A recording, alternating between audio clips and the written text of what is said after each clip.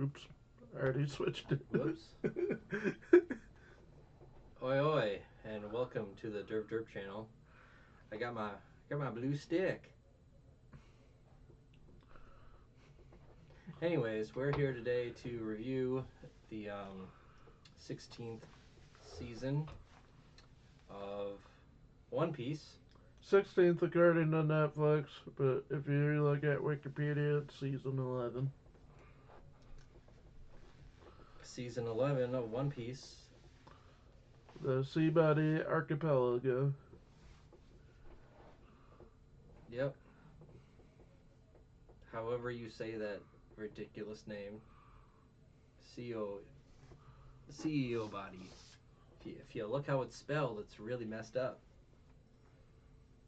Um, where is it?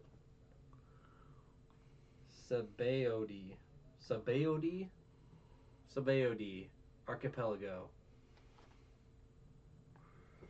Anyways, I'm Skinner, that's Derp Derp. We're going to get right into this because this one was really complicated.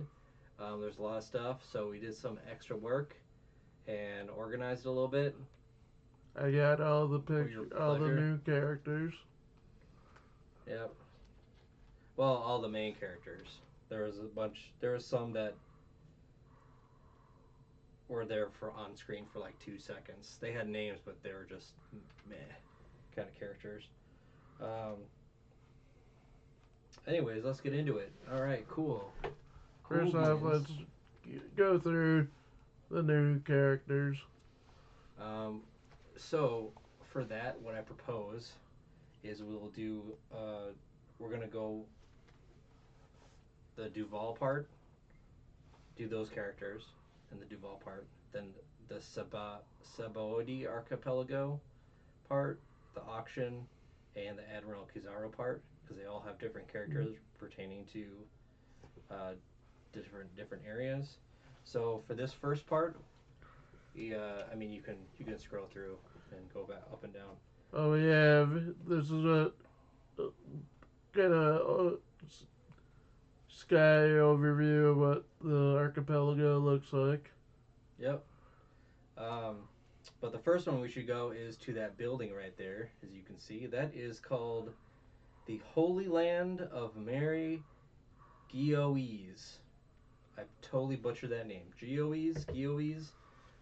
That is the headquarters of the world government um, that sits atop the red line, and it separates the new world part of the Grand Line from the, well, I guess you could say the old world part of the Grand Line.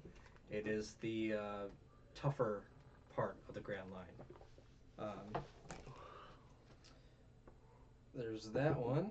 And then we are introduced to two lovable characters, Cammy and Papag. There they are. Cammy and Papag. We get to see them. She's a mermaid, obviously. The first one they've ever seen. And a starfish named Papag who thought he was human, so he started to talk. And that's why he can talk. And The first one they've seen. yes, the first one they've seen. First real one, I guess. But his whole thing basically is an info dump. He gives us info on what's going on um, in the arc, and yeah, he just gives us a lot of information because there is a lot of information. We won't get to all of it because you literally watch it because there's so much. There's only so much handwriting I can write down. Anyways, we got those people. We got Hachi. Which we've already met. We've met him before, but as this is going along, you're like, wait a minute, Hachi. Why have I heard that name before? Um, The octopus guy from Arlong's crew. yep. Uh, then we got Marco and the Marco Pirates. Um, we didn't put that in there. They're kind of side characters. Marco and the Micro Pirates, with his other people beside him, Giara and Tensui. They're part of the Micro Pirates, and they are currently working together with the Flying Fish Riders, uh, who is led by Mr. Duval. At this point, he's supposed to be wearing a mask, but that's too much effort. There you go. That is Mr. Duval. However, he is wearing a mask at this point. Um, but very soon he will not be wearing a mask. And basically, his whole thing is he hates Sanji because the wanted poster looks like Sanji's wanted poster, and it looks like him, and it's not supposed to be that. Um, anyways, and the last one is Motobalo, which is he's riding an ox. That's his ox pet thing. But you can see a little bit in this picture at the bottom. Mm-hmm. All right. So we've got the characters done. All right. So now it's onto the red line lower. There's a little bit of it. So they are halfway through the Grand Line, and um, so they basically sold halfway around the world. And there are two ways to get to the new world from here. One is going above, uh, which they will not be able to do because they are pirates. The headquarters of the Marine is on top of that. The other way is through Fishman's Island, which is on the bottom of the red line. There's a little hole that leads to it. And at the beginning of this arc, they took the submarine, the shark submarine that they have, and they kind of went exploring. And they could only go down like 5,000 meters, and it's 10,000 meters to get there, and that's where Papag comes in and he explains how to get to how where Fishman Island is, and kind of how to get there and what's going on with that stuff. We do learn that there is a human trade business um, that happens. So people will, in this part of the world, people will kidnap and then sell those people for money, which is what the Flying Fish Riders are trying to do. And apparently, mermaid people and fishmen are cost a lot of money to sell. Or you get a lot of money. Um, Two routes. Fishman Island, I mentioned. Also, by the way, I thought they were sailing east this whole time. They were sailing west. That's a big difference. Big difference in what my mind was going through. Let's see. And anyways, long story short, um, actually, let's just go. There you go. Oh, yeah, Fishman Island, Island of Sea, two New World routes. Uh, Fishman Island. Okay, so that's all the red line, and then let's go to kind of what happened. So this is right after Thriller Bark. They're coming. They see the Grand Line like in the very first episode. Um, Brooke wants to help, so he does various tasks on the ship, and everybody doesn't want him. He spills coffee on or tea on one of the maps, pisses off Nami. He puts soy sauce in this new weapon that Frankie is building instead of cola. Um, he almost broke all the dishes trying to help Sanji. He just is failing everywhere, and he's afraid of getting kicked off the ship like right away. And Luffy just reassures him. He's like, "Oh, I invited you on the ship, so you're on the ship. So that's it." He's like, "Oh, okay." He just doesn't want to be lonely again, pretty much. Um, and then they run into some serpent currents, make it to the red line. Um, they they attack one of the serpents, and Cammy and Papag come out, and they say, "Oh, thank you for rescuing us. How can we repay you?" And we learn that Cammy and Papag are pretty stupid. They think they can uh, they know how to do everything, and there's like, oh, there's no danger here, and they're so dumb that I wrote down, what did I say? Oh, Cammy deserves to be sold for how stupid she is. She deserves to be sold into slavery for how dumb she is. She will like be like, oh, there's nothing down there, as we will soon find out.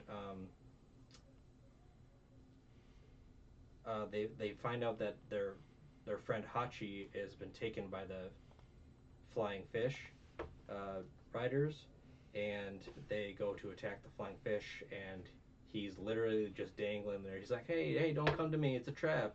And Cammy and Papag are like, "Oh, everything looks fine though. Let's dive in." As soon as they dive in, they get captured, and you're like, "Yeah, yeah, yeah, they deserve this." Um, let's see. Uh, and then we get a giant battle that happens. We get to see some of the flying fish. We learned that flying fish can be flying for like 5 minutes straight before they have to dive back in the water. And of course, Luffy sees this and he wants to dive in the or ride on one of them. So he gets to do that, and then they have this like grand battle, uh, and then we find out that this Duval, who's the leader of the flying fish pirates, um, hates a person on the Straw Hats, and we find out it's Sanji because Mr. Duval looks just like Sanji, but he doesn't look like Sanji. He looks like the picture of Sanji in the wanted poster, and we get this whole story about how he had a very quiet and peaceful life, stealing money from the locals, and um, all of a sudden people were trying to capture him for a bounty, and he got really mad, and so he just decided to hide his face. But anyways, there's the whole battle happened, and then Sanji gives him the what does it call it? Uh, Plastic surgery shot, and transforms his face into the handsome devil we see right in front of us. And there are some like other mechanics that happened. Duval we was using scorpion venom harpoons. That was pretty cool. Uh, and then we got to see one of Sunny's the ship Sunny's cool attack or emergency procedures. It's called Emergency Escape Secret Weapon Chicken Voyage, and it basically just goes backwards. And we also get to see a Gaon cannon from the ship, and that just changed the tide of the battle, and so they won. And after the emergency or plastic surgery shot, um, Duval is happy. He's like, I look amazing. I'm not mad at you anymore. Here, have my snail number. You can call me if you need anything, which is great. Cause why is that great? We'll see you later. You can say it right now. He helps. They help him get into an auction hall, slave auction. Yep, we get to see slave auction. Yay! I was gonna say they call him right away for help. Like 5 minutes later, oh, we need help. Um, which is kind of funny way. It's like how do we? I guess I can see uh, I can see the what's his name the writer of this Oda. Oda. He's going like, well, I want them to come in kicking down the door with style, and how do I do that using flying fish? Oh, I know. We'll do it this way. Um, so that's fun. So that was the first part. Fish mechanics, we did that. Human trade business, we did that. Duval, yeah, we did that. All right, that was the first part. Awesome. What's our timer at? Uh, 16 minutes. 15 minutes. Okay. Or 15 if you subtract the 2 minutes before we started after I hit record. Okay. Next part is the Seabody Archipelago. So this is where they make it to an archipelago, and for helping save Hachi. Um, Hachi made them octopus fritters. There was some animosity with Nami because of what they did to her, and he was kind of being cautious. So he makes them all octopus fritters or takoyaki, and they say because you helped us, we are going to help you get to Fishman Island. And so in order to do that, they have to go to this archipelago, and Nami immediately is worried about the log pose, but they're immediately told that these are just trees. They're called mangroves, and there's no magnetism in these trees. Let's see, ooh. We also during this arc we get to see a map, and they're each separated. There's 79 trees, and they're each separated into different zones. One is the amusement park zone, and then there's some that are like lawless zones. There's one that's like a world government zone, and there's some that are just there for uh, pirates, people kind of use for to put their ships, um, and just like merchant areas. Um, but we learned that about everything here. It's a bubble economy, and we immediately learned that there's all these bubbles on this island, and they float up, and you can like touch them, and they won't pop. However, when they get to a certain height, what happens when they get to a certain height?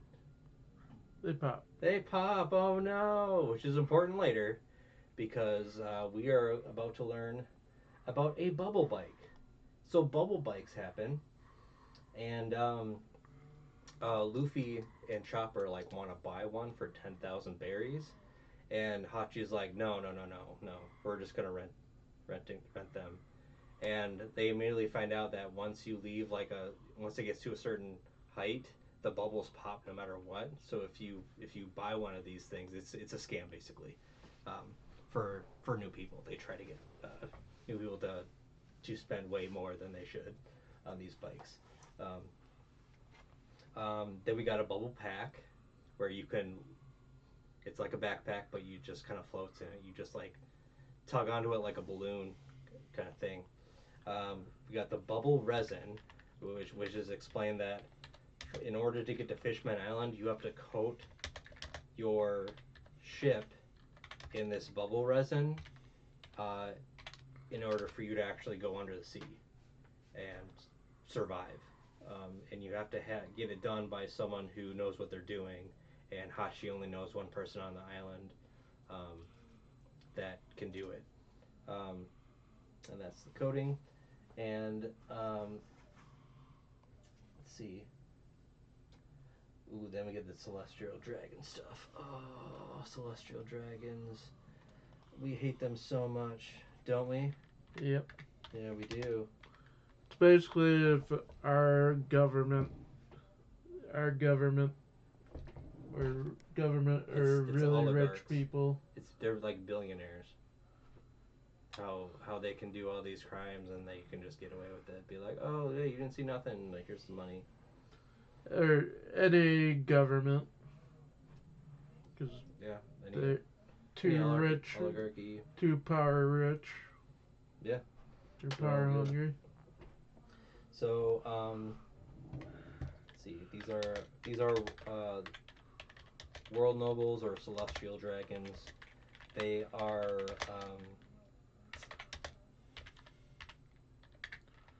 they're people who they're. What we learn is that there's like 20 families or 20 kings that were part of establishing the world government, and basically these guys have been in power for so long that like um, they're just handed everything at the beginning, and if someone attacks them, they will literally have an admiral and a fleet uh, come to apprehend the people that harmed them or did them wrong. And they are basically there's no law. They're not bound by any laws, so they can literally just shoot someone dead, and nobody can do anything about it. especially in this this certain place. And there's one thing that they love to do is they love to buy slaves, and they just treat them like they're nothing. They're absolutely nothing. Um, and that really really pissed me off watching this, but it's really good. I couldn't stop watching it. So there is like rules that Hachi like warned them about. Like whenever they walk by, you have to kneel. You can't look them in the eyes. You can't talk back to them. You can't harm them in any way. Otherwise, they are protected by the world government. Like the Marines will come, and a literal admiral will come and um, take you on. Um, they are so they're part of the 20 world government families. It's called they're known as the quote unquote creators blood. That's what it is, um, which is pretty much insane. Let's see, and then before we get into some of the quotes, well, there actually is a quote from Hachi where he says, as they're getting on the island, he says, "No matter what happens, you must pretend you saw nothing. Like pretend you saw nothing." Um, and they all have to. Everybody, all the Straw Hats have to agree to this. Like even Luffy, he's just like, "You need to agree to this. If you don't, I'm not gonna take you." He's like, "Oh shit, it must be serious." Um, you know, don't stand out. Uh, also, you're not supposed. Don't stand out and treat Hachi and Kami like humans, but they're merfolk, so um, they're supposed to treat them like humans. Shit like Cammy even gets like little shoes put on her, and she the whole time she wants to go. There's an amusement park there, right? And she keeps wanting to go on these amusement park rides, and Pogs is keeps saying, "No, you can't do that. You know, you can't do that. You can't do that. It's too dangerous," kind of a thing. Um, so it's really dark. Uh, we have a scene where we see a person who is freaking out and he has a collar around his neck. We learn immediately that he's a slave, and because he ran away from his masters, um, it explodes around him. However, he's strong, so he doesn't die. But he's as they're like taking him away, um, he. What the hell are you watching? he I don't know. um, as they take him away, they're like, yeah, they're gonna like either put him down or resell him, because these people have so much money they don't know how to spend. They couldn't spend it all in one sitting if they wanted to, and they multiple lifetimes of wealth they couldn't spend it all. Um, Les Neal. Um, oh right, one of the a slave was like shot. The slave was shot like it was nothing. Like the owner comes over and is just like, oh yeah, oh this one broke down again. Just shoots him in the. I don't know if it was a fatal wound. It could have been like a tranquilizer or something. Um, because it was like a point blank range. I'm like, oh he's dead, but he came off and he wasn't. I don't think he was fully dead. Um, but even like there's a scene later where like Zoro takes like a was it a slave or someone. Um, we'll get to it later. Um, all right, so Creator's Blood, and Papag says they get more reckless with power each generation. So they have 800 years of like just doing this, and they just treat people like they're nothing. This really pissed me off. Pisses off Luffy too because he can't do anything about it right now. Um, so.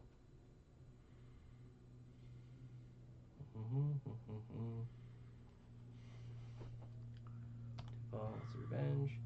Resident, don't stand out. Creator's blood, 20 years.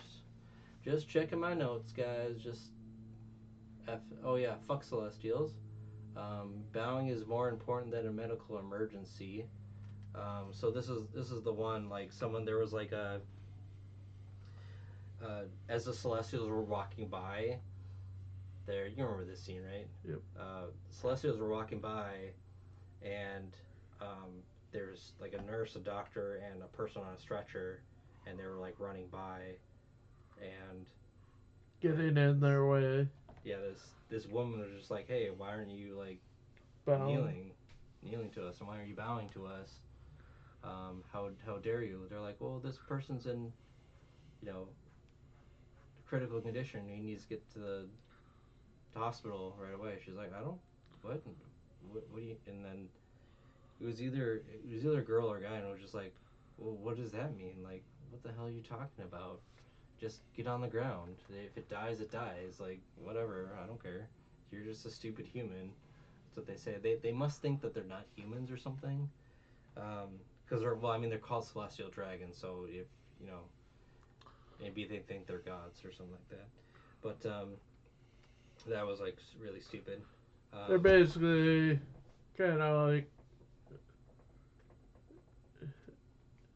Hitler, like what Hitler designed, wanted, the ultimate race. Yeah, They, I mean Hitler's part of it, but you can also like deem this like when we had slavery in America, how you think you're superior to someone else just based on the color of your skin, like it's that whole thing, like KKK and Nazis like combined into one, um, and this is how they would treat people, or they wouldn't see them as people, they'd see them as lesser beings like rats or dogs or something like that. You don't bow to a dog. Um, so that's pretty sad. Pretty sad. Let's see. So that was dumb.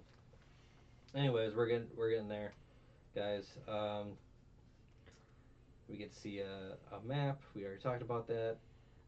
Then we get to Shacky's Rip-Off Bar, which is where they're going. Where we meet Shacky, and we meet her as she's beating up a pirate, and she's ripping off a pirate.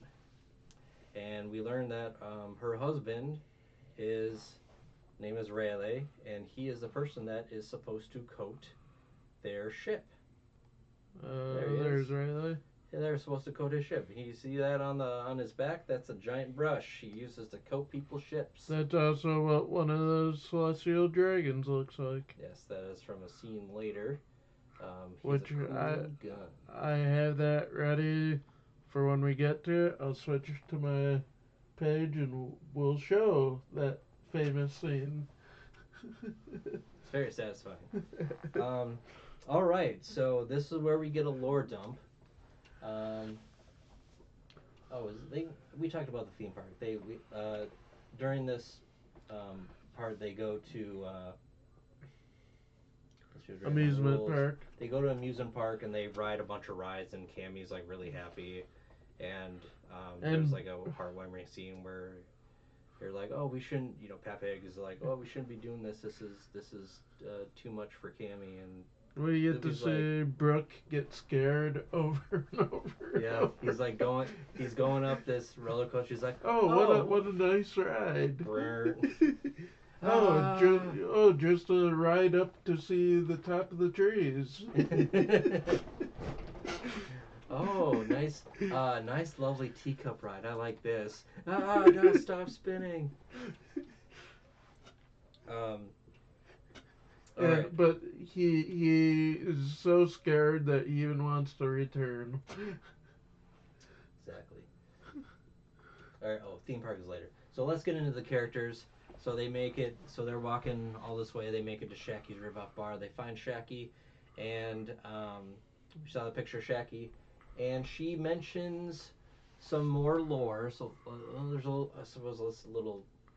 Let's talk about the people. So she mentions off all the quote unquote rookies that have made it that far, and they're all on this island. There's like she mentioned that there's 11 people on this island with Over 300 million berry bounty. no 11 over 100 million.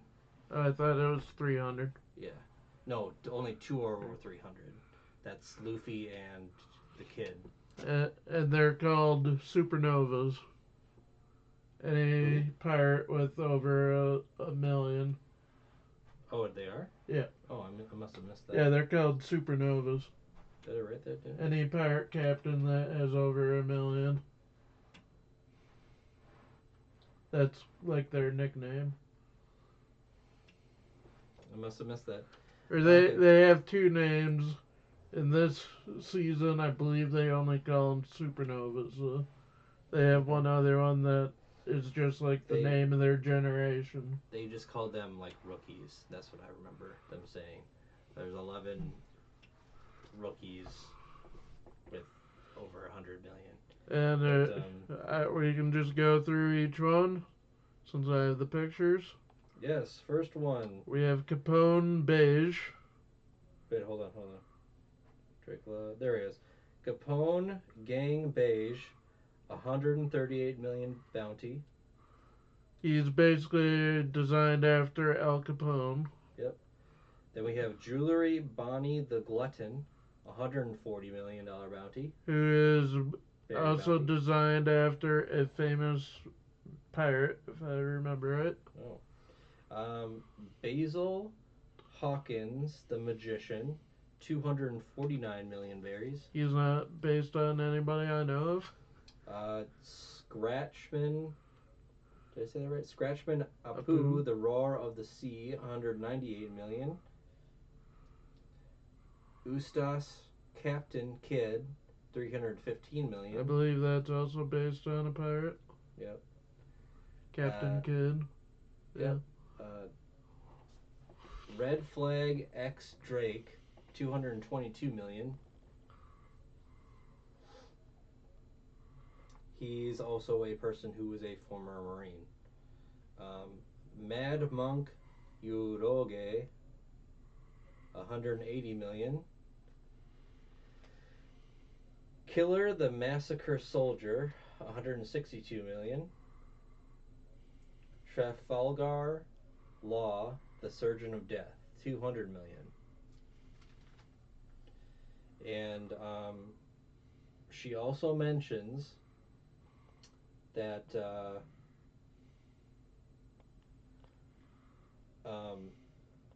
there are 7 routes for the Grand Line, at least in the first part. I don't know about the second part. There's seven routes you can take. So the one that Luffy and the Straw Hats took, they were specifically following the Baroque works thing. So they could, if they'd chosen a different path, they could have. And she basically explains it as, okay, you have these 7 different routes, so it's basically like a tournament, and you guys have made it to like the quarterfinals of a tournament. You guys all passed the first test, and now you have all these people that were able to make it this far through the Grand Line, and now it's getting serious. And you have all these rookies here, and then she also explains that on the other side, on the New World, it gets way more competitive. It's going to the pro. You're going to the pros, baby. Kind of a thing. Oh, excuse me.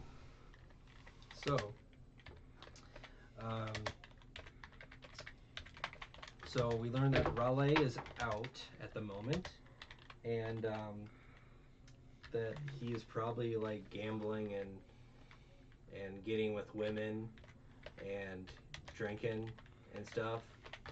He's been gone for like 6 months, and I got a list of the people that are based on actual historical figures.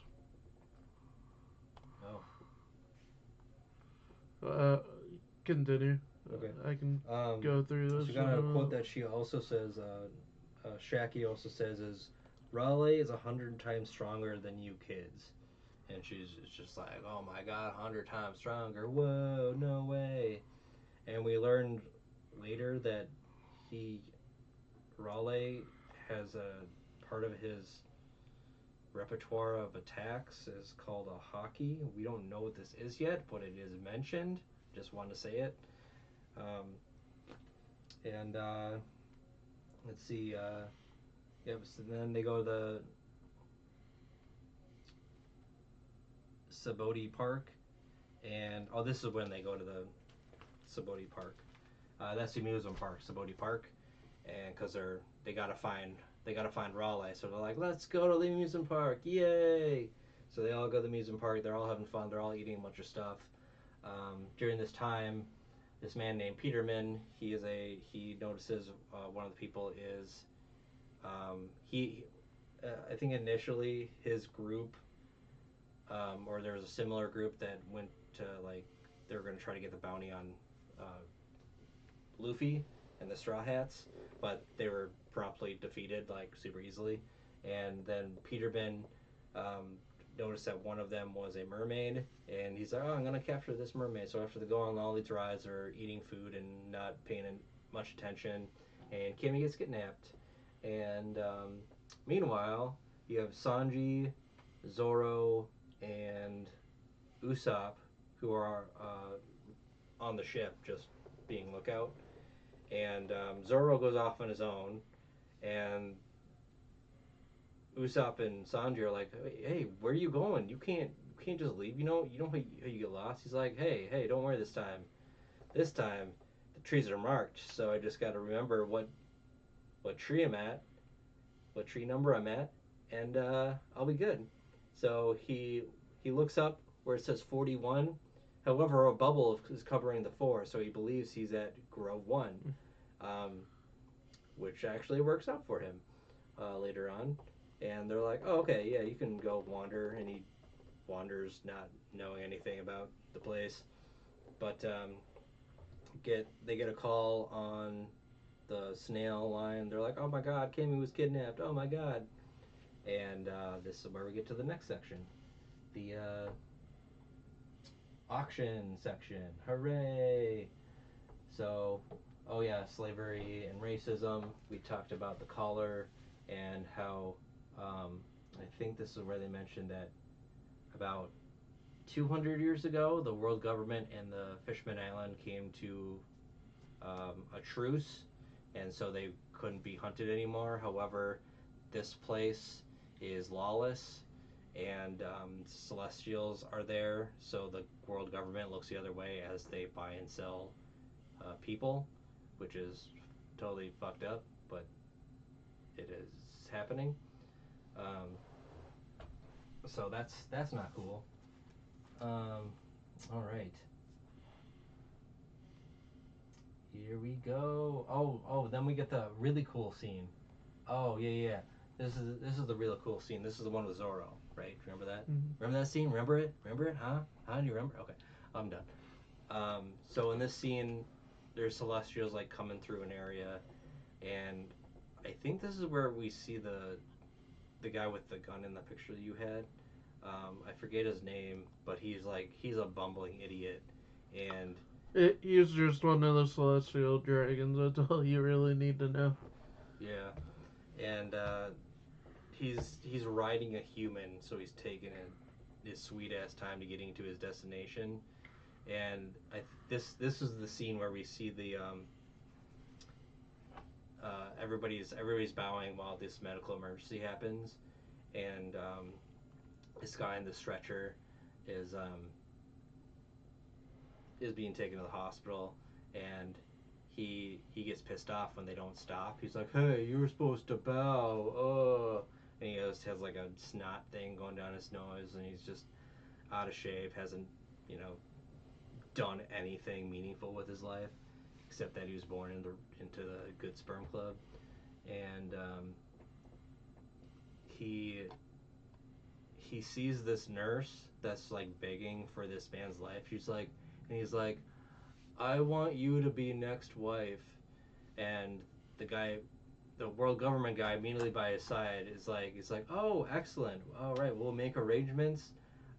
This will be your 13th wife. And he's like, I want, oh my God, I want, fuck, fucking Christ balls. Um, he's looking at goddamn memes, okay? I didn't realize that this was memes, to tell you the truth. I Um, was just continuing to look at. Sorry, editor. Yeah, you should get mad at this guy now for distracting me. I just Golly. I was just continuing my search on characters that are based on real life figures, and yet it brought up Yeah, I brought up actual that thing and celebrities. it just distracted the hell out of me. Um, Ace Ventura is Frankie. Okay. Uh, what were we talking about? What were we talking about? The Celestial Dragon, Which one? the dumbass, The dumbass. Okay, that makes sense. and the nurse. Well, I suppose they're all dumbass ones. But he's just like, oh, awesome, this will be your 13th wife. All right, I'll make some arrangements. And she's like, what do you mean? But I have a fiance, and the fiance comes running out, and he's running. He's like, no, that's my wife. You can't take her away. And then the Celestial just shoots the guy, and there's a huge group of people that can't do shit about it. And they're just looking down like, oh, and he's just like, oh, I shot you. And it's just like, what the fuck, bro? This is, oh god, this guy's a fucking dumbass. I wrote this down. I was really mad. Pampered evil cowards. That's what the celestial dragons are. I'm sure there's other words I could have come up with, but I was so mad I couldn't think on my feet, and I don't want to write anything more down. They also have a supremacy complex, um, where they think that they're just better than everyone. But anyways, so now he's gonna have a new wife with this nurse, and now the fiance comes out and he's hurt, and then we have Zorro just like walking nonchalantly, and the celestial dragon sees Zorro, and he uh, uh, he starts shooting at Zorro. He pulls his gun out. It's like, hey, Neil. And Zorro's like sees this and he smiles happily and obliges and he starts pulling out his swords and he starts dodging the guy's gunshots because he's not very good with a gun. Um, but then smartly, what's her name? The glutton, Bunnery, Jewelry Bonnie. Jewelry Bonnie.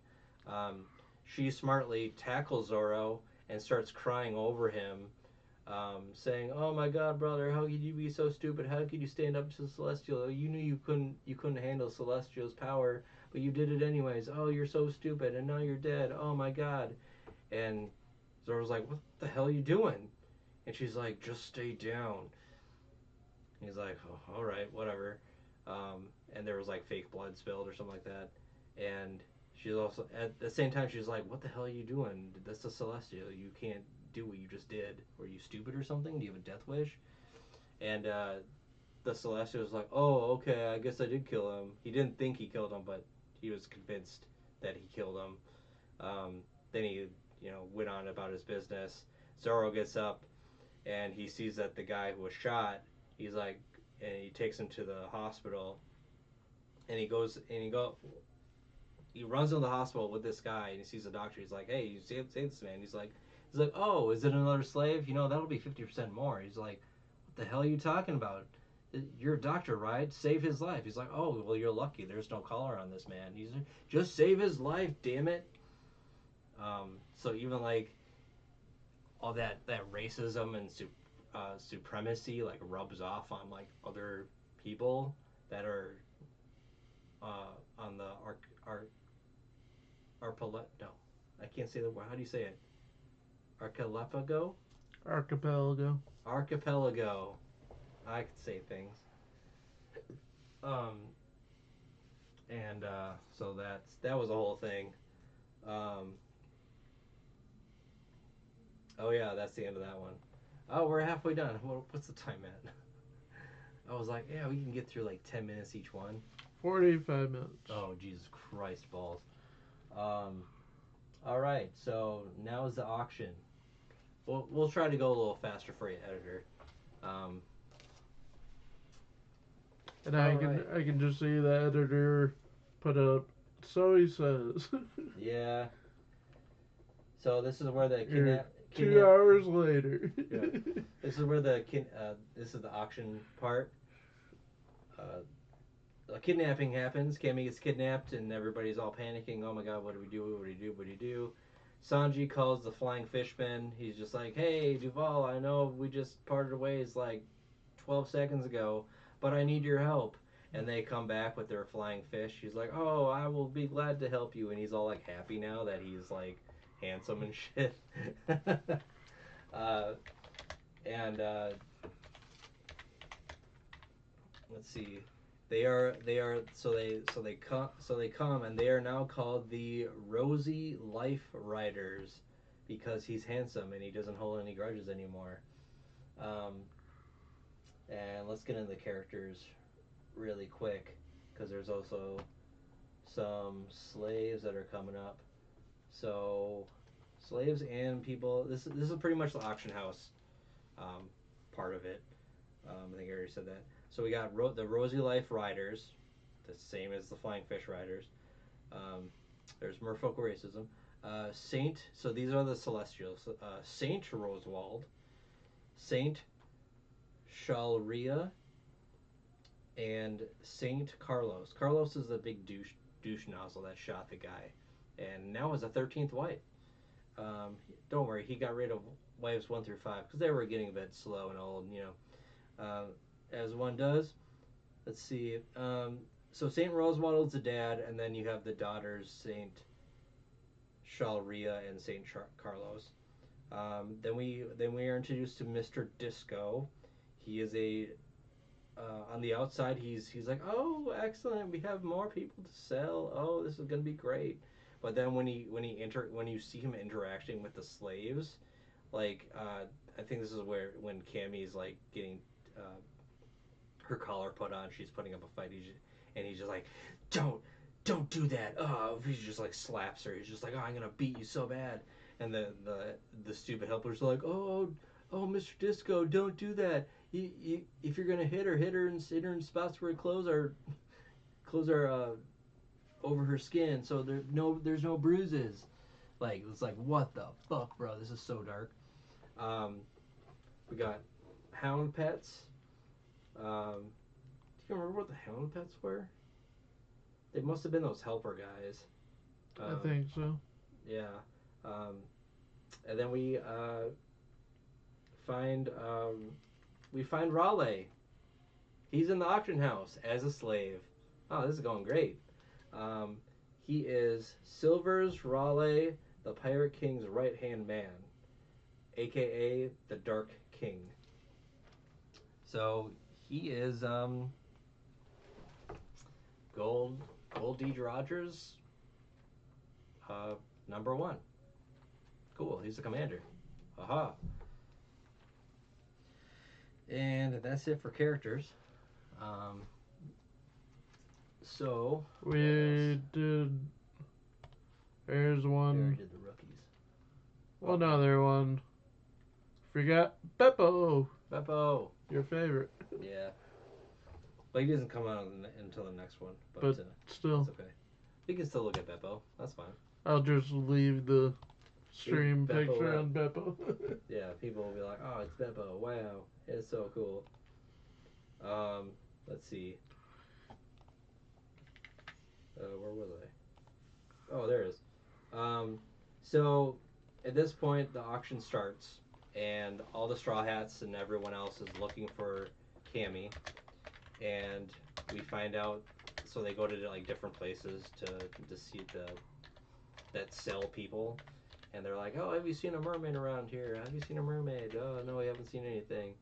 And we get to go to Grove 1, where it's called the Human Auction House, and we get to see the behind the scenes and the people coming in to buy the slaves, and how horrible this is. So the auction begins, and the first guy, his name is Byron, and he is sold for 600,000 berries. They kind of, as you watch it, they kind of describe, oh, this person can do this, and all the slaves are willing to do housework, no problem. Then Sanji sees a slave market value list, and he's just kind of disgusted at the fact that they're selling people, and they find out that the merfolk are the most expensive, and like minimum a young mermaid like Cammy is starts like the minimum is like 70 million berries. Um, so seeing that Mr. Byron he's selling for 600,000, you can see okay, there's a huge difference in all this stuff, and you can see like everybody's in the audience are all talking about like oh this is what I had a slave that broke down about 10 days ago. I need to get a new one. Oh, and you're like oh they're all fucking pricks. Okay, um, and so this is at taking place at Grove One, and then I think some of the hound pets they're talking like behind the scenes, and they briefly mentioned that there is a public execution that is meant for Ace. It's pending, and this could potentially start a war. So there's that, and then the auction continues. So we get uh, a woman named Pazia. She's a young, stout woman who's super good looking and will do whatever you tell her to do because she has to. She sells for 7.2 million berry, and then this captain Lakuba, he's about to be auctioned off, but he doesn't want this to happen, so he bites off his own tongue, and he I don't think he dies, but Doesn't really say. his value goes down a lot because now he can't. Now he's the medical care cost is going to be high for that, and like Mr. Disco isn't concerned that he's dying. He's concerned that now I have to go take you to the hospital and fix you. You're going to cost me so much money. Blah blah blah. So it's pretty. It's just like oh my god, hey, I hate Mr. Disco even more. Uh, oof. Uh, and then Cammy's up for auction as the Straw Hats are coming in. The Flying Fishmen are coming and finding people, and they're congregating on this auction, and everybody's there except for Luffy, basically. And they put up a stink, especially Nami puts up a stink about how they're selling people, and the guy's like, "This is how it is around here. What are you gonna do? Call the Marines? Oh wait, you can't." Um, and because it starts at 70 million, um, Nami says, "Oh, we have 200 million on the ship, easy. So we can totally like buy her. We can play it their way for now." And they're gonna buy Cammy, but then the stupid St. Charles guy, the asshole, the douchebag, dumbass, however you want to say it, the Dragon Celestial, he buys her for 500 million, and then like nothing but shock, and um, the Celestial dad, he's like, oh, what do you want a mermaid for? Do you already have a fish tank with piranhas in it? And he's like, oh, well, I'm gonna have the piranhas chase the mermaid around for fun. They're supposed to be the fastest things in the water, right? And it's just like, bruh, holy shit. They basically buying people and torturing them to death. This is hostile? God damn. God damn. God damn. God damn. I mean, god damn. Maybe I should have some. Sorry. This this this particular like arc really intrigues me and really pisses me off. Like that's why I'm going to so much detail because we're almost at an hour. We guys got one more section to go, so hopefully not too much longer, editor. Um, Ugh. Anyway, so now comes the best part. Luffy enters uh, from his flying fish, and he's like, "Oh, I'm here!" Ah, and he's like, "Oh, Cammy is not for sale." After uh, the St. Charles is like, he's like, "But that's mine. I just bought it." And she like turns to him, and Hachi's there, exposes himself trying to stop Luffy from doing anything rash, because he's like, "You promised not to do anything," and he's just St. Charles is just being an asshole this whole time. He's just like trying to provoking Luffy, and Luffy. Do you have the video of it? Yep. Or it's not as big as I expected it to be, but Oh, it's just a GIF. yep. Luffy punches that fucker so hard in the face, he He now has a second asshole. and he punches him so hard it goes into manga format. Yeah. I forget exactly what he says. He's just like, "Wait a minute, that's mine. I bought it. You can't have it. Why aren't you bowing to me?" And he's just like, "Brrr." Oh, how a punch goes, because I'm so good at punching. Um, He punches him so hard it switches dimensions. yeah. In one of the most infamous punchers in all anime. Christ. What about Falcon Punch? Duh. That's technically not an anime. That's a video game, sir. Don't tell me what to do. Okay, so that's the end for that. Then it immediately starts the brawl. So this is the Admiral Kizaru arc, which is the last one, I promise you. Um, and so this immediately starts a brawl with everyone punching everyone, and an admiral is immediately called by the father, and everybody, because they see him punch Celestial, everybody panics. Even the other like slave holders and other pirates that are there, that are just watching just to see what happens.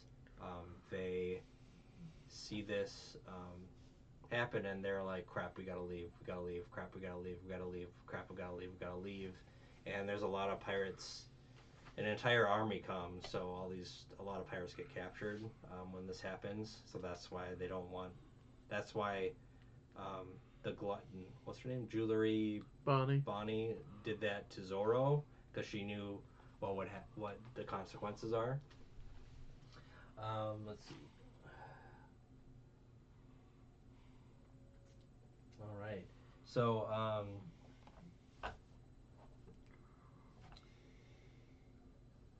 I forget. I think it was the sister Celestial. She wanted to kill Cammy.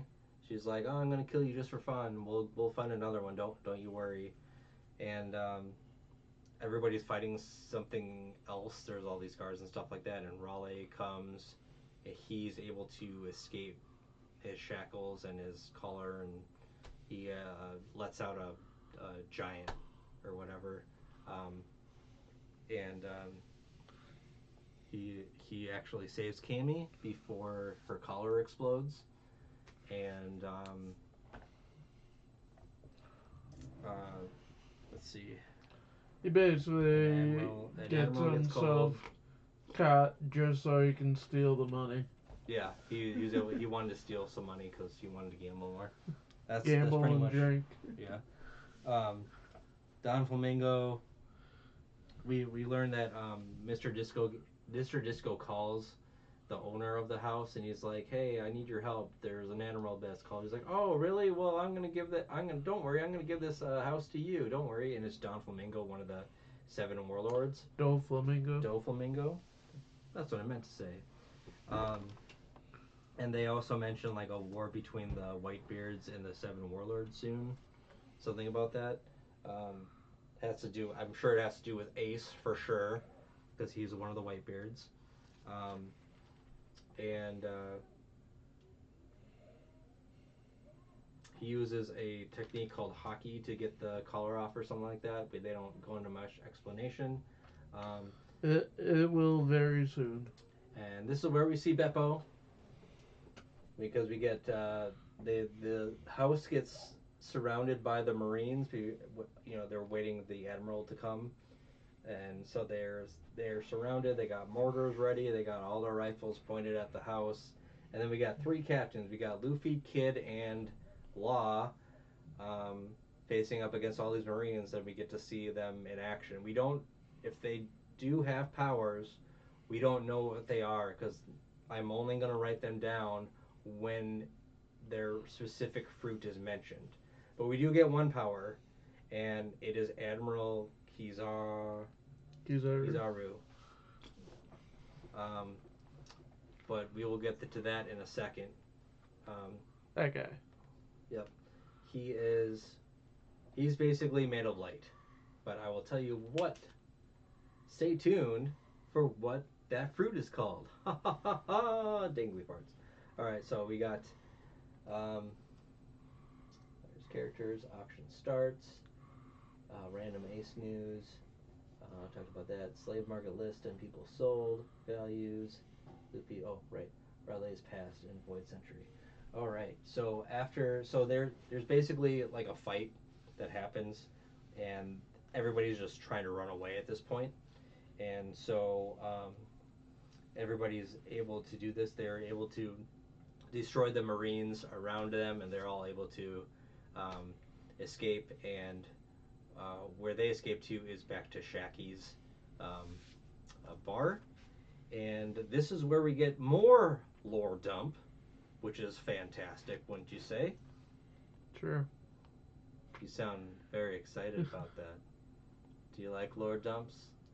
I like lore dumps. Okay. So for this one,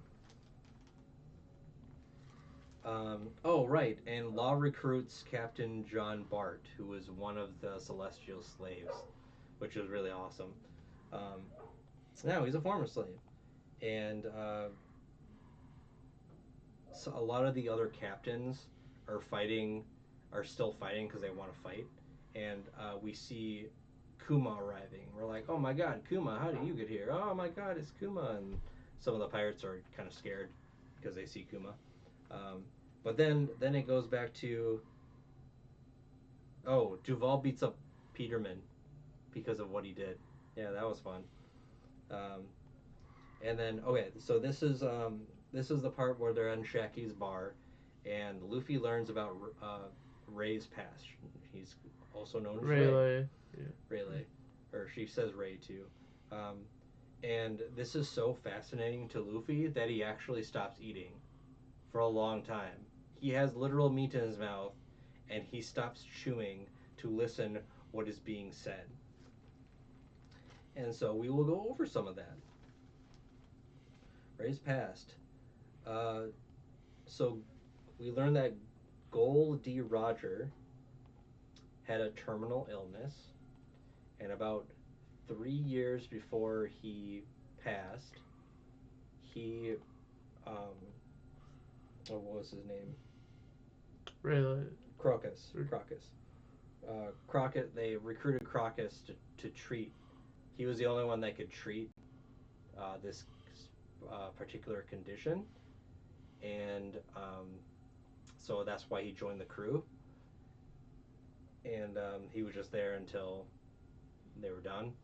So so there was a terminal illness. Crocus treated Roger so he could continue going on adventures and stuff.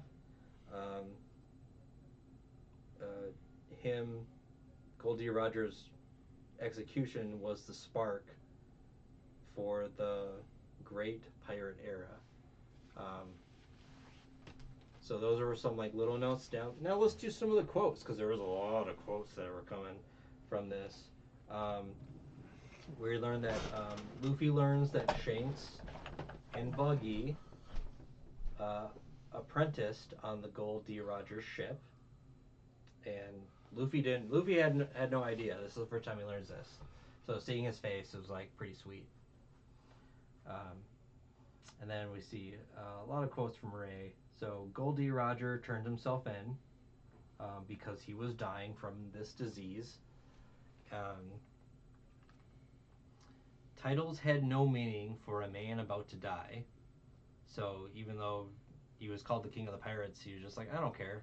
I'd rather have my legacy live on forever by basically the world government believed that killing Goldie Roger would send a message to the pirates, but it didn't. Well, It made it did. It's the something. exact opposite of their intended. Yes, you got it. I couldn't put it in better words myself. I'm not going to die, says Goldie Roger.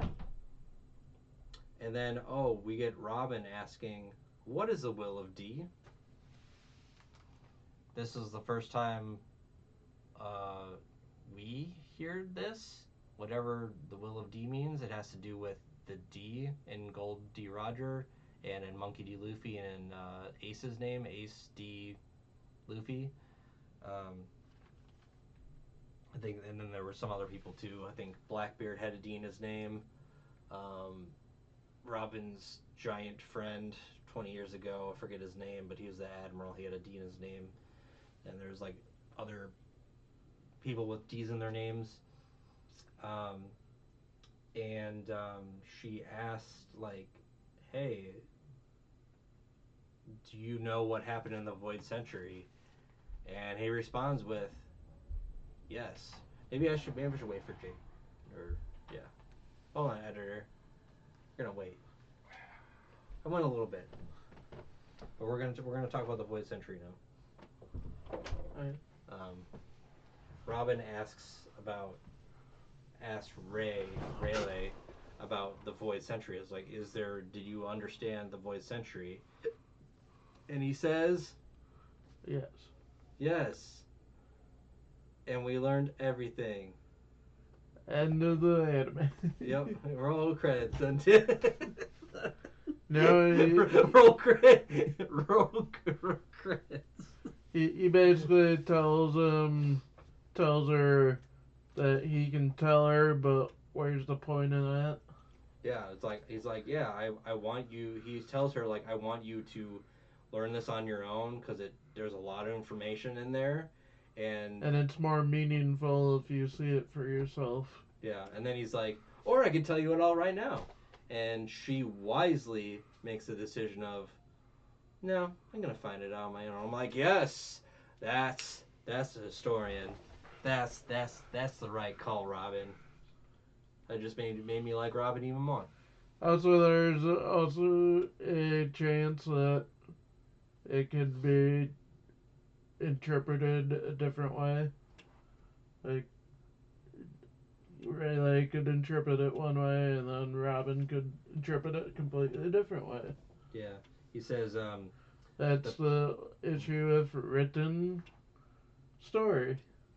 They can be interpreted in multiple different ways. yeah, written or oral traditions. Get another quote. The past will become clear someday, says Rayleigh. Robin told to take time learning about the past and not to hurry. Don't be a weirdo. Don't take the Spark Notes version of it. Learn it in its entirety, and that will always take time. Um,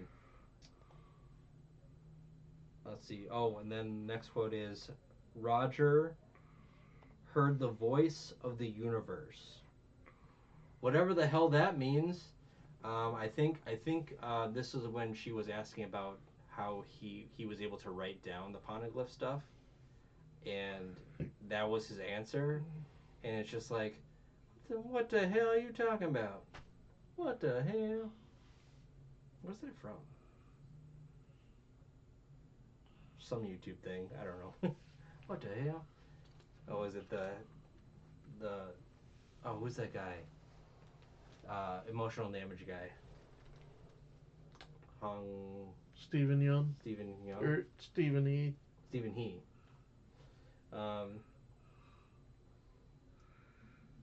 And then Luffy gets wiser.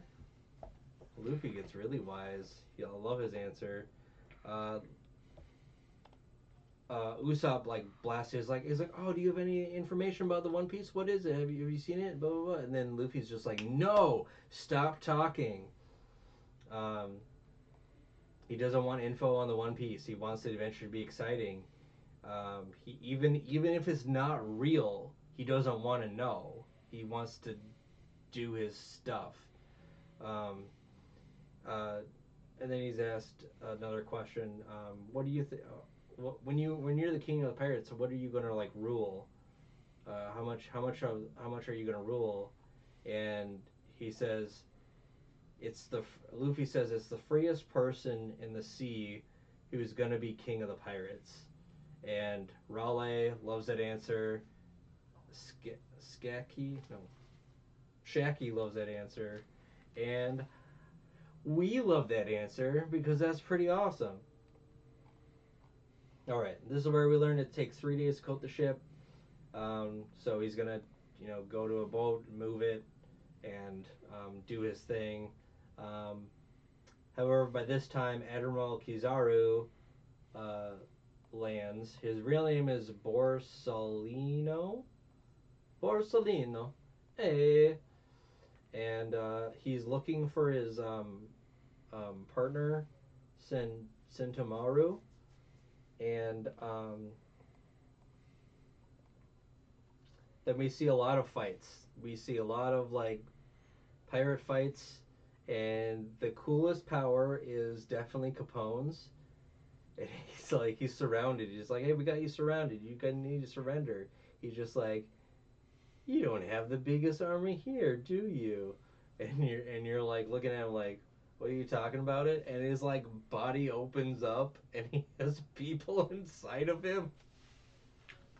It, this season That's pretty so much fucking awesome. hints at all the, all these powers you will learn about eventually. Oh yeah, I don't doubt that. Because Capone's laws,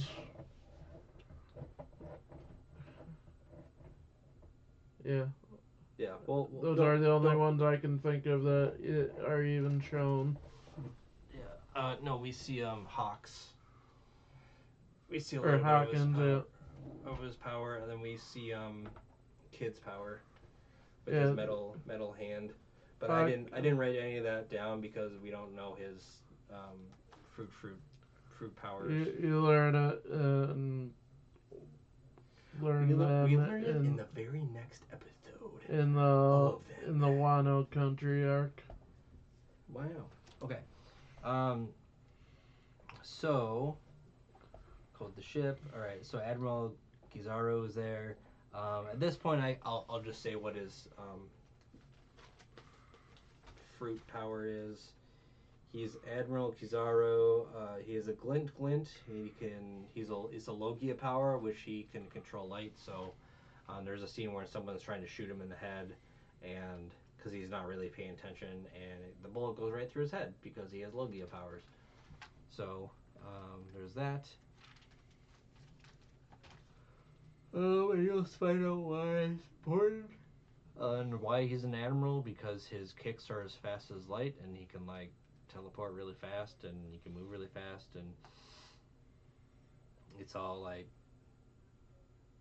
it's all awesome. Anyways, there's a lot of different fights. Kuma. Oh yeah, Kuma's fighting those pirates, and they're having trouble. And then Akuma, and then Kuma, not Akuma. a space Kuma.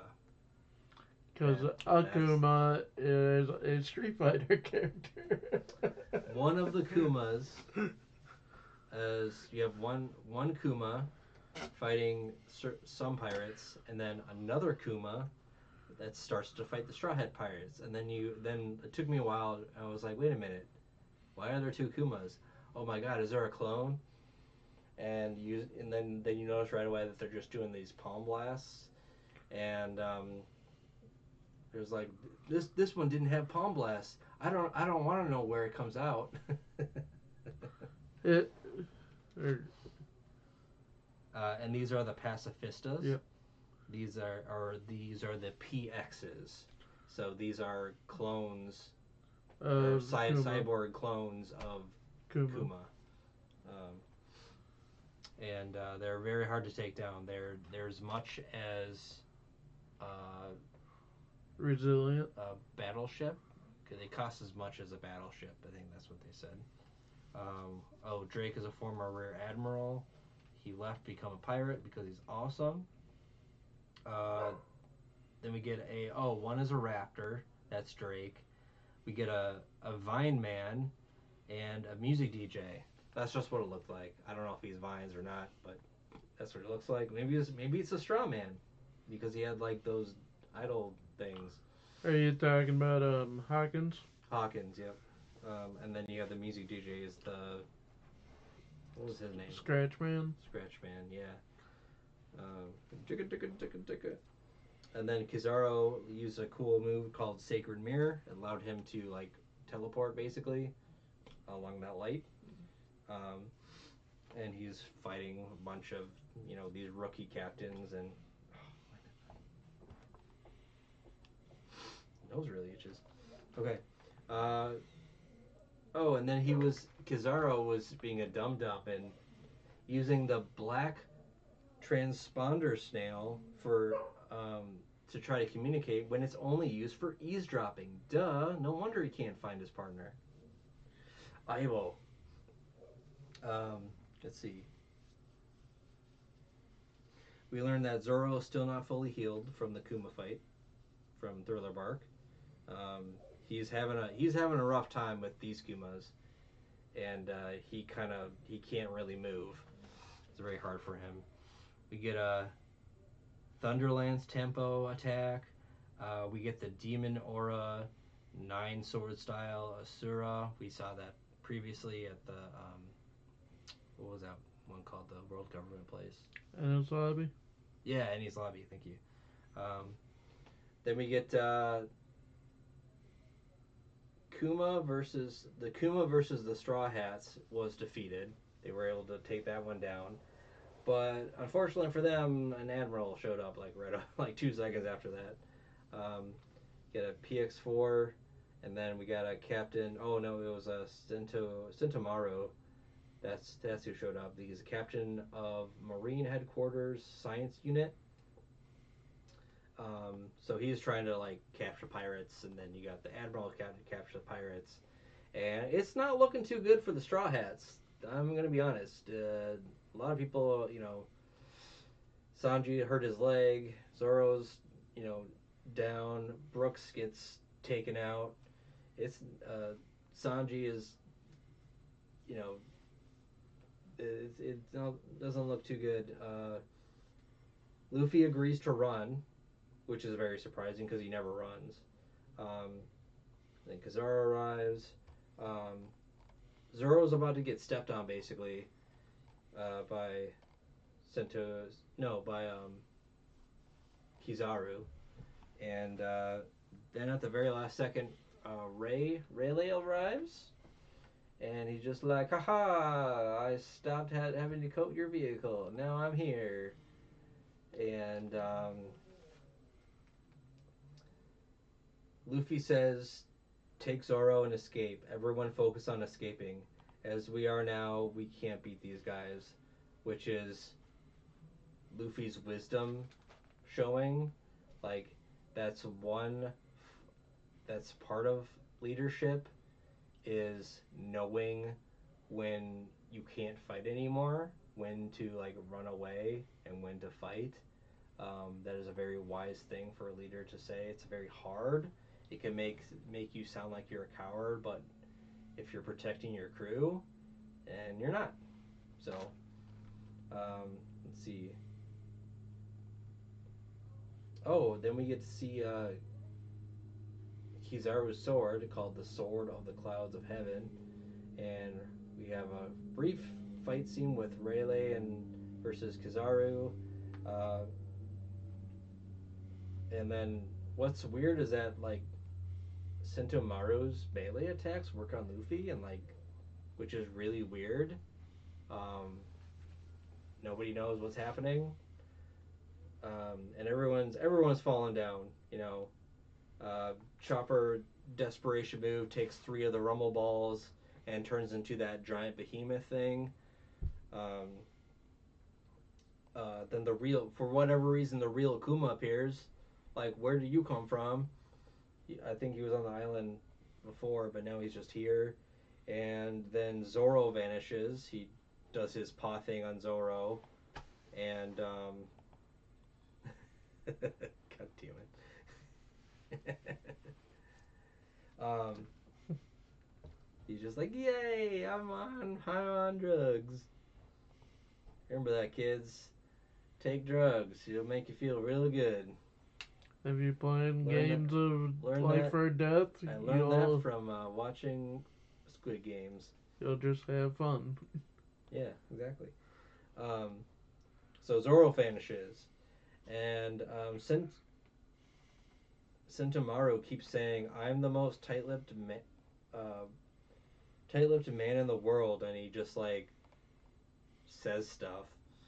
So he's like, "I only said that because Isaac's still trying to play Squid Game for the 30th time." Yeah, that's right. Nice. Um, anyways, I'm the most tight-lipped man in the world, and he keeps like spilling the beans on things. He's like, "I only said that because I wanted to," and all right, like Usopp is like trying to talk to him, like he's like, "You're not even gonna tell us your name." He's like, "No, because my name is Sentomaru." "Oh, you just told us your name." "I said that because I wanted to say that." God, what an idiot. Um, let's see. Oh, there's a scene where Kuma saves Usopp. I forget exactly how that goes, but anyways, after that we got who's B? Oh, Brooke. Uh, Brooke, Usopp, Sanji, um, Nami, Chopper, Frankie, Robin, and Luffy, and even the PX1. They all disappear with his like paw attack. They all disappear, and um, Luffy is distraught. Luffy's the last one to get disappeared, and he's distraught. He's crying. He's like, "I couldn't save my friends." And like before this happens, Kuma goes up to Raleigh and like whispers something. He says like, he's like, "I'm gonna disappear them. I need to take them somewhere, pretty much." And Admiral Kuzamu Kizaru. Kizaru, he's like, "Oh, I hope you have a good explanation for this." And apparently he did, and we don't know what that explanation is, but all the Straw Hats disappear from Grove number 12, and that's where it ends. And I'm sorry, editor, for going for so long, but like I said at the beginning, holy crap, I have like a page and a half of notes, so usually I have a half a page. There was just so much stuff in that whole thing. Like, I'm exhausted right now. Like, what time is it? I'm ready for bed. 8:45. Jesus Christ. What's the timer at? Is it an hour and a half? Please tell me it's not an hour and a half. Hour and Oh 25 God, minutes. God, it's an hour and a half. Okay. Well, at least okay. Okay, good news, bad news. Good news is that we were able to organize it a little better, um, to make it more manageable, hopefully for editing. You can put those in 4 different parts, Mr. Editor. Um, Bad news, it still took a very fucking long time. Um, what I want to try to do for next time is try to get a little more discussion. Um, Maybe I can write down like, hey, let's discuss this, because I think people watching would enjoy that more. Because right now, like, I'm still kind of doing the synopsis, but still just like reading off a list isn't very exciting. We need to just like pick a couple of topics. Hopefully, the next arc is a little less It's shorter. intrusive. Um, and we can focus mainly on discussions and like, oh, what happened here, and what can happen from here. Um, I just want to try to figure that out, but we we took a step forward today, and it was pretty great. Before we stop, let me just go through what I said or what I found. No, Ace Ventura is not Frankie. No, this is actual. Oh, okay. We have Alvita, who is based on the Alwida, Hi, uh, doggy. Hi. who is the great pirate who was thought to have become the Queen of Denmark. Oh. Then we have Basil Hawkins, who's based on combination of real life pirate Basil Ringrose and a real life privateer named John Hawkins. Whoa. Hey, Mealy. Then we have one character that he hasn't met yet. I won't say that, but Bartholomew. A Goldie Roger is based on Oliver Isn't that Levasseur. Kuma? Isn't that Kuma?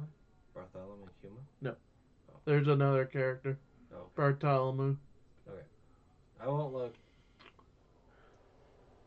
Goldie Rogers based on. Oliver Levasseur, a real life pirate who used his last moments to hint at the existence of a great treasure. Nice. And as I mentioned, Eustace Kidd is based on Captain Kidd or William Kidd. William the Kid.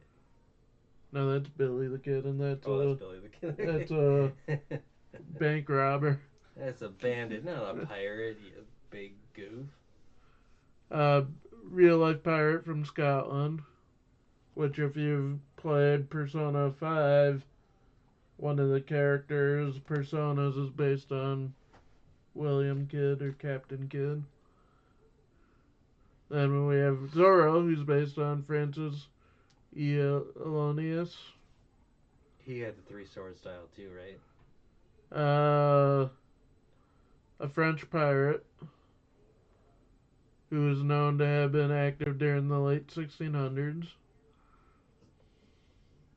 And we have Blackbeard and Whitebeard are both based on Edward Teach, who in real life is Blackbeard, the real life Blackbeard. Jewelry Bonnie is based on Anne Bonny, as I mentioned. Famous pirate. Noblewoman who decided to take up the life of privacy.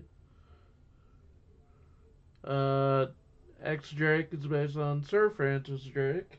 Who is based off of who was that one guy? Nathan Drake. Nathan Drake, yeah. If you played the Uncharted games, you know Sir Francis Drake, but he's also Games. I'm pretty sure that was a documentary, dude. he's also a, well known as one of two people, or the second person to ever circumnavigate the whole world in a single voyage. Cool. That's what made him so famous. Another character he hasn't met yet, Lafitte, is based on Jean Lafitte. Who is that? One of you've seen him. He's one of the Blackbeard's pirates. You've seen him briefly. Okay, I don't remember him Real life pirate. He is known to have been quite famous in the 19th century. Silver's Relay is based on Sir Walter Relay. Real life Englishman. Incredibly impactful trader, as he is known to have brought potatoes and tobacco back to Britain in the 16th century. And then there's Whitebeard again. And then another character you haven't met yet. Cool. You've seen the pop of two of the two of the three characters you haven't met. I have two pops of Big Mom and two pops of Yamato. Himamoto, Himamoto, And oh, I just sang. I didn't mean to. God damn it. that was our review of Seabody Archipeligo, Season 16. If you're looking at Netflix, Season 11. If you're looking at Wikipedia. Tomorrow, we're going to watch and review our first of the One Piece movies, Strong World. And we'll just probably do them as we come to the part that they take place in the anime. We won't start with the beginning, like 15, since they're all just rehashes of the story. Bye, Mallie. And our podcast Thursday, and on Saturday or Sunday, we're gonna watch and review Violent Cop, Violent Cop. Wow. which Big Mike or Lucid Mike suggested. Instead of just doing all Beat Takeshi's movies, I alternate, which probably will do a Beat Takeshi movie when it's my turn, and then the next time it's my turn, do a Takashi Miike movie. Okay. Because he wants us to watch Ichi the Killer.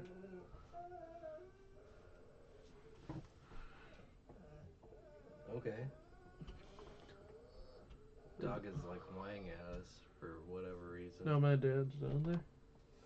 He's looking at me, looking at us. He's like, "Come on." And then the next anime D&D will be on the 18th. I have not started playing anything.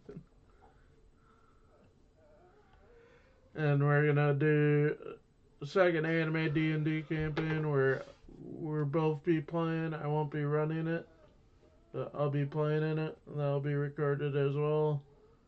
That'll start on the 21st. Yeah. Which our fellow player who's in my campaign, Devin, will be running. Because we both wanted to run, or both run a campaign and play in a campaign.